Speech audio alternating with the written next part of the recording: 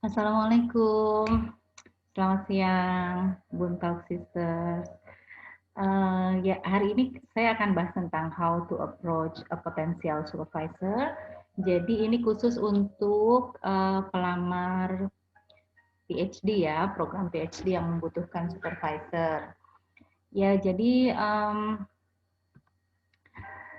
pertama-tama, mungkin buat yang dosen atau yang punya jejaring dengan kampus-kampus, itu akan lebih mudah untuk mencari supervisor, misalnya dengan cara menanyakan supervisor yang sebelumnya, misalnya supervisor S2, ya, untuk memberikan nama calon potensial supervisor.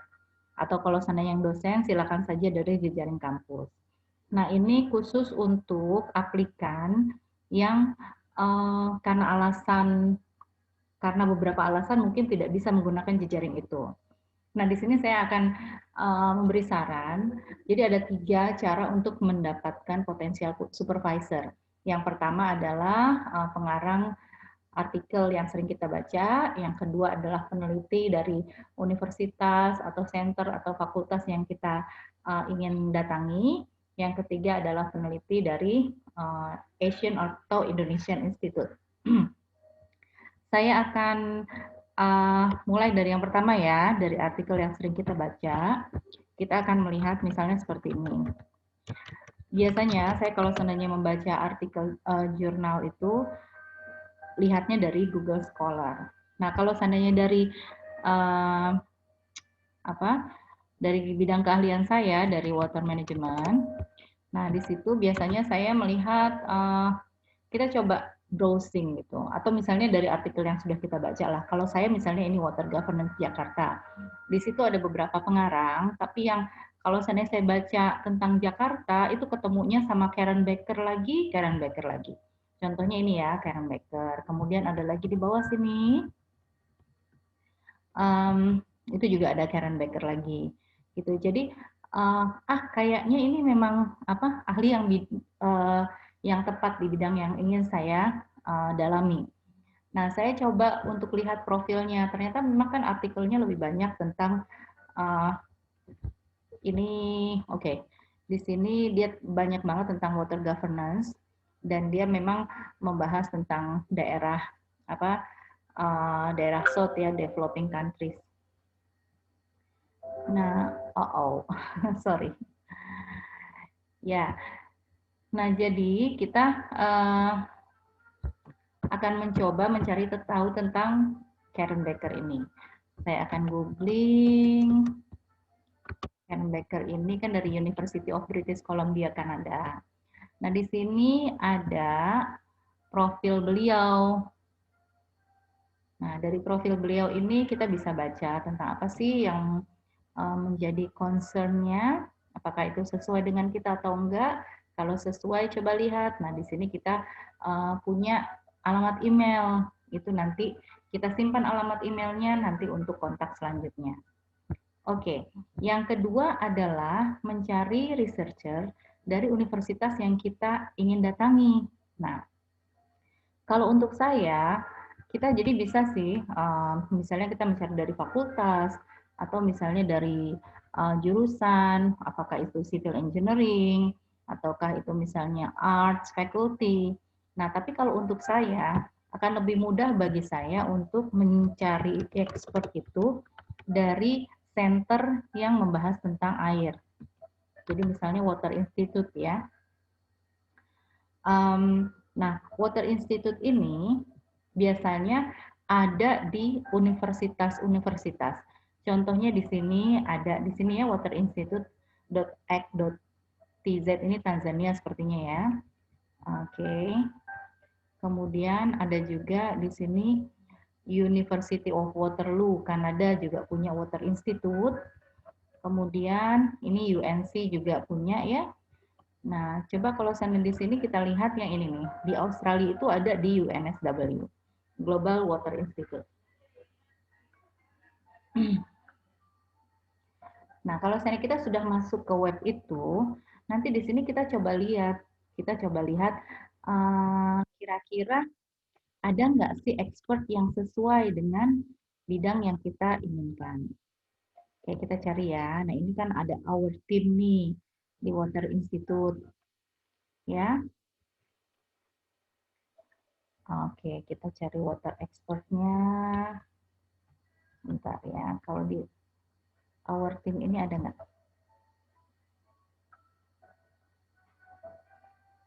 Cuma, ya. Nah, di sini di water team ini ada water expert. Ya. Nah, di sini ada beberapa orang, berarti kan mereka tertarik untuk meneliti tentang air ya. Nah, cuma yang perlu kita ketahui apakah mereka sesuai dengan apa yang kita inginkan. Misalnya seperti ini, kita coba aja dari peneliti yang pertama ini, Rose Amal ini. Di sini biasanya disebutkan apa yang menjadi ketertarikannya. Misalnya di sini Rose Amal itu is recognized, profesor ya, recognized as a pioneer and leading authority, particle technology, photocatalysis, and functional nanomaterials. Ini bukan saya. Oke, berarti bukan saya nggak akan menjadikan beliau sebagai potensial supervisor. Berarti saya harus cari lagi yang lain gitu. Nah, kita back aja lagi. Kemudian kita cari misalnya Martin Anderson atau misalnya orang yang lain yang memang satu bidang dengan kita, kemudian simpan emailnya. Nah, nanti itu untuk proses selanjutnya. Oke, nah kemudian yang ketiga adalah dengan cara mencari peneliti dari Asia atau Indonesian Institute. Biasanya universitas-universitas itu ada institut tertentu yang khusus untuk mempelajari apakah Indonesia, apakah Asia, dan nanti mereka bisa mensupervise kita berdasarkan lokasi penelitian gitu. Saya ambil contoh di sini ya. Saya akan coba browsing Asian Institute in Australia. Nah, di sini ternyata kayak Unimelt, dia punya Griffith, ada juga ANU, ada juga kemudian UTAS juga ada. Coba kita lihat yang ANU ya. Nah, di sini ternyata ANU itu punya proyek tersendiri tentang Indonesia. Di sini.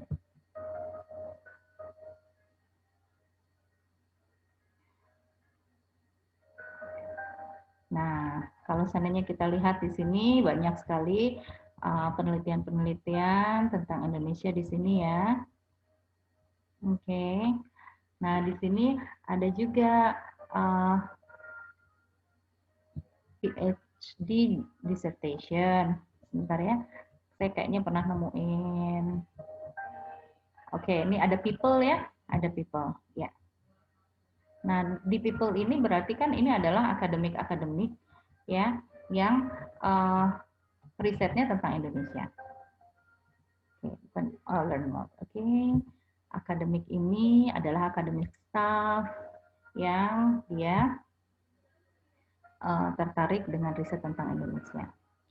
Nah, di sini ada beberapa, ada Sarah Dong, ada ini banyak ya ternyata, bukan aja banyak, ada orang Indonesia ya. Nah, di sini coba aja di sini baca dari profil mereka, ada nggak yang setema dengan apa yang kita inginkan. Nah, kemudian sekali lagi catatlah emailnya untuk menjadi bahan langkah selanjutnya. Oke, kalau seandainya sudah kita punya potensial supervisor, terus apa yang harus kita lakukan? Tadi get the email addresses sudah ya. Nah, langkah selanjutnya adalah send them the email. Send them the email gimana? Kenalkan diri kamu. Apakah sih latar belakangnya, misalnya terus pekerjaan sekarang, pengalaman kerja, terutama yang berkaitan dengan riset yang akan kita lakukan. Kemudian sampaikan kepada mereka ide risetnya kamu seperti apa. Kemudian mention tentang scholarship yang ditargeting, karena itu penting ya, itu penting artinya buat apa? Jangan-jangan dia minta saya jadi supervisor sekalian minta cariin dananya gitu, kan itu agak memberatkan ya. Nah, akan lebih baik kalau saya, oke, saya udah punya ini nih potensial scholarship, mungkin saya mau ngelamar ke AAS atau ke LPDP gitu. Nah, penting juga untuk menyertakan riset proposal supaya calon supervisor itu tahu gambarannya tentang apa yang akan kita lakukan. Sesudah itu, oke, kirim email ke beberapa potensial supervisor yang satu ide dengan kita. Nah, kalau pengalaman saya nih, ini emailnya masih ini banget deh. Di awal-awal itu masih simple banget. Jadi ini saya tulis kira-kira gini, tapi jangan di copy paste ya. Oke. Jadi dear Dr. Someone, saya bekerja di Kabupaten Bekasi nih, saya tertarik dengan kelangkaan air di Bekasi dan pengen jadikan itu sebagai tema.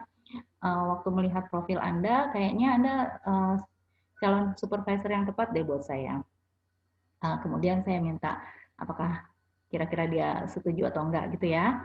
Nah, di sini saya tidak melampirkan riset proposal, ya. Saya cuma melampirin CV kayak orang mau kerja aja ya. Tapi alhamdulillah Bapak ini membalas ya. Tapi nggak semua yang saya kirimin membalas. Nah, coba kalau dilihat dari jam saya ngirimin email tuh ya, ini malam hari karena saya masih bekerja waktu itu kan masih kerja padat banget. Jadi saya cuma punya waktu untuk memikirkan riset proposal itu di malam hari. Jadi saya ngetik sendiri, maksudnya pada saat orang lain lagi tidur, saya sibuk sendirilah. Nah, alhamdulillah ternyata sesudah beberapa minggu Bapak ini membalas, oke, saya tertarik nih dengan riset PhD ini. Kemudian baiknya sih kita teleponan ya, biar saya bisa tahu. Saya juga ternyata memang kayaknya banyak orang, banyak calon supervisor yang lebih suka ngobrol untuk tahu apa sih yang yang ada dalam kepala calon studentnya ya. Nah, ini kira-kira gambarannya. Saya email, kemudian dia balas. Tapi banyak juga email saya yang saya kirimin ke calon supervisor yang lain yang nggak dibalas gitu. Tapi jangan khawatir, maksudnya jangan putus asa. Pokoknya tetap berusaha. Oke?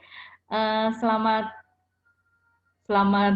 mencari potensial supervisor. Oke ya, gitu aja. Assalamualaikum.